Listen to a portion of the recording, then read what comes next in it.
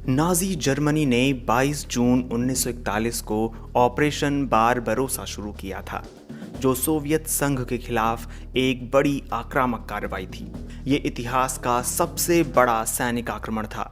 German सेना की तरफ से सोवियत संघ पर हुए इस औचक हमले से सोवियत संघ की सेना सन्न रह गई और पहली लड़ाई में उसे भारी नुकसान हुआ।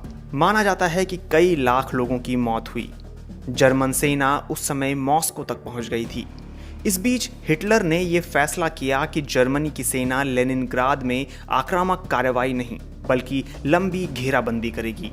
हालांकि सोवियत सेना शुरुआती हमलों से बच गई, लेकिन जर्मनी की सेना ने 1942 में नया हमला शुरू किया और सोवियत संघ के इलाके के अंदर तक घुस गई। वर्ष 1942 और 1943 के बीच स्टालिनग्राद की लड़ाई ने स्थितियां बदल दी और आखिरकार जर्मन सेनाओं को पीछे हटना पड़ा। जर्मन हमलों के साथ सोवियत संघ के नागरिकों को व्यापक स्तर पर प्रताड़ित किया गया। इनमें सबसे ज्यादा प्रभावित हुए यहूदी। 10 लाख से ज्यादा यहूदी मारे गए।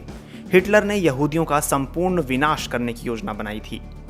अब उस ऑपरेशन के करीब 80 साल बाद सैनिक इतिहास और दूसरे विश्व युद्ध के विशेषज्ञ ब्रितानी इतिहासकार एंटनी बीवर ने बीबीसी हिस्ट्री के 10 सवालों के जवाब दिए हैं और हिटलर की बड़ी गलतियों को समझने की कोशिश की है। क्या हिटलर के पास सोवियत संघ पर हमला करने की दीर्घकालिक योजना थी? एडोल्फ हिटलर ने बड़े व्यवसायों के प्रति तेजी से अपना दृष्टिकोण बदला। एक सोच ये भी थी कि इस क्षेत्र पर नियंत्रण करने से ब्रितानी नाकेबंदी को रोका जा सकता है, जिसके कारण प्रथम विश्व युद्ध के दौरान जर्मनी में सूखा पड़ गया था। इसलिए ये एक रणनीतिक फैसला तो था ही, स्वाभाविक भी था। वास्तविकता ये थी कि दिसंबर 1940 तक योजना पूरी तरह तैयार नहीं हुई थी।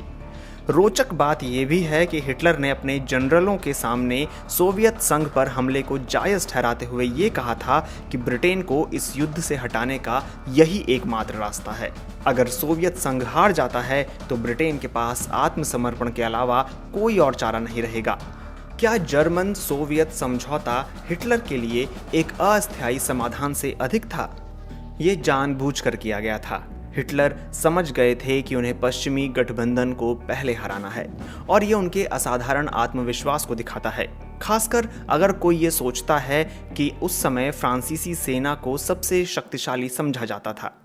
स्टालिन को इसकी काफी उम्मीद थी कि पूंजीवादी राष्ट्र और नाजी आपस में खून खराबा करके खत्म हो जाएंगे।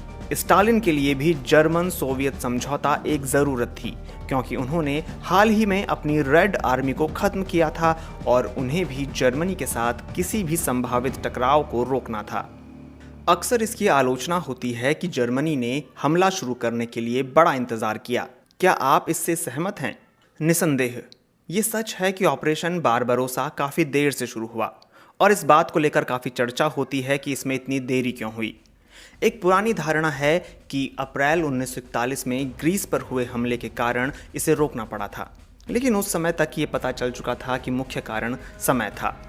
1940-41 के ठंड के दौरान खूब बारिश हुई और इसकी वजह से 2 समस्याएं खड़ी हो गईं। पहली समस्या ये हुई कि जर्मन मिलिट्री एविएशन लुफ्टवाफे का फॉरवर्ड एयरफील्ड पानी से पूरी तरह भर गया था और जब तक ये एयरफील्ड सूख नहीं जाता, यहाँ विमानों की आवाजाही नहीं हो सकती थी। दूसरी समस्या ये थी कि खराब मौसम के कारण पूर्वी फ्रंट पर ट्रांसपोर्ट वाहनों की तैनाती में देरी हुई। एक और रोचक तथ्य ये था कि जर्मनी के मोटर ट्रांसपोर्ट डिवीजन के 80% लोग हारी हुई फ्रांसीसी सेना से आए थे। ये सबको पता है कि स्टालिन एक उन्मादी शख्सियत थे। वे जर्मनी के हमले के बारे में इतनी चेतावनियों को कैसे नजरअंदाज कर सकते थे? यह इतिहास के सबसे बड़े विरोधाभासों में से एक है। हर चीज पर संदेह करने वाले स्टालिन हिटलर से धोखा खा गए। इस वजह से कई तरह की बातें उड़ी। उनमें से एक में कहा गया कि स्टालिन जर्मनी पर पहले हमला करने की योजना बना रहे थे, लेकिन स्टालिन की रेड आर्मी उस समय ऐसा करने की स्थिति में बिल्कुल नहीं थी। इनमें से एक समस्या ये भी थी कि उनके तोपखाने जिन ट्रैक्टरों से ले जाए जाते थे वे फसलों की कटाई के लिए इस्तेमाल हो रहे थे। लेकिन ये काफ़ी रोचक है कि कैसे स्टालिन ने हर चेतावनी को खारिज कर दिया। ये चेतावनी उन्हें सिर्फ ब्रिटेन से नहीं मिली थी, बल्कि उनके अपने राजनयिकों और जासूसों ने भी उन्हें सतर्क किया था। स्टालिन को बर्लिन से सूचना मिली, लेकिन उन्होंने इसकी अनदेखी की। स्टालिन पूरी तरह आश्वस्त थे कि जर्मनी के साथ लड़ाई को मजबूर करने के लिए ये अंग्रेज़ों की ओर से उकसावा था। जर्मनी का उद्देश्य क्या था? क्या जर्मनी वाकई सोवियत संघ पर पूर्ण फतह करना चाहता था? योजना ये थी कि अर्खगेल से अस्त्रखान तक ए लाइन की ओर बढ़ा जाए। अगर ऐसा हो जाता तो जर्मन सैनिकों को मॉस्को और वोल्गा से आगे बढ़ने में मदद मिलती।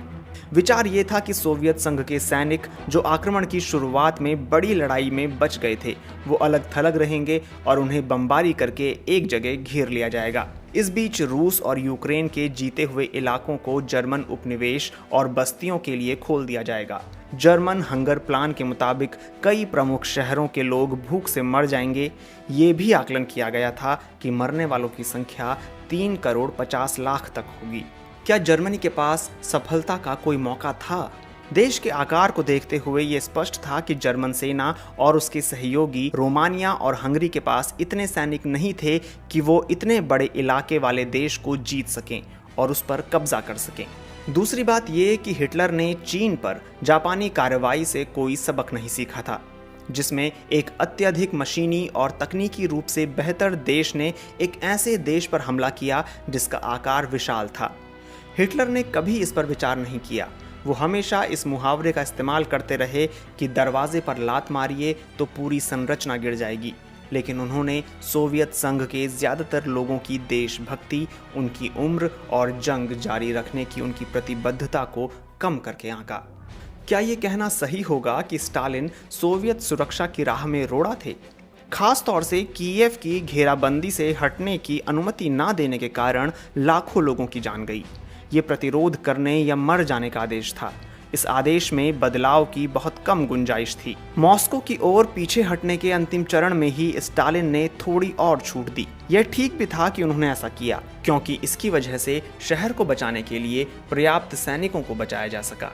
क्या हमले के शुरुआती चरणों में सोवियत शासन के पतन का कोई खतरा था? कोई ये नहीं जानता था कि वास्तव में हो क्या रहा है। उस समय लोगों का गुस्सा जर्मनी और जर्मन सोवियत समझौते को लेकर विश्वासघात पर था। एक समय था जब कुछ सोवियत नेता उनसे मिलने आए थे, जब वे पूर्ण अवसाद में अपने कॉटेज में रह रहे थे। स्टालिन ने जब सोवियत नेताओं को वहां आते देखा तो उन्हें लगा कि वे उन्हें गिरफ्तार करने आए हैं, लेकिन जल्द ही वो समझ गए कि वे उनकी ही तरह डरे हुए थे। उन्होंने स्टालिन को विश्वास दिलाया कि उन्हें आगे बढ़ना चाहिए। मॉस्को की लड़ाई में रूस की सर्दी कितनी निर्णायक थी, इसमें कोई संदेह नहीं कि कड़कड़ाती सर्दी काफ़ी अहम थी। उस समय खास ठंड पड़ रही थी और कभी कभी तो तापमान 0 से 40 डिग्री तक नीचे चला जाता था। जर्मन इसके लिए तैयार नहीं थे और ना ही उनके हथियार और कपड़े इस माहौल के लिए माकूल थे। जर्मन मशीन गन अक्सर जम जाती थीं। सैनिकों को उस समय पेशाब करना पड़ता था ताकि उसे काम लायक बनाया जा सके। रूस की कड़कड़ाती सर्दी ने जर्मनी की दुस्साहसी पैदल सेना के आगे बढ़ने की गति को धीमा कर दिया था। क्या सोवियत संघ पर आक्रमण हिटलर की सबसे बड़ी भूल थी? बिल्कुल थी। अगर फ्रांस के हाथों मिली हार के बाद जर्मनी ने यथास्थिति बनाए रखी होती और उन देशों के संसाधनों से अपने देश की सेना को मजबूत किया होता जिन पर हिटलर ने पहले जीत हासिल की थी, तो जर्मनी की स्थिति काफ़ी मजबूत होती। इसमें कोई संदेह नहीं कि ये युद्ध का टर्निंग पॉइंट था। जर्मन सेना को 80% नुकसान पूर्वी मोर्चे पर हुआ। ये ऑपरेशन बारबरोसा ही था जिसने जर्मन सेना की रीढ़ तोड़ दी थी।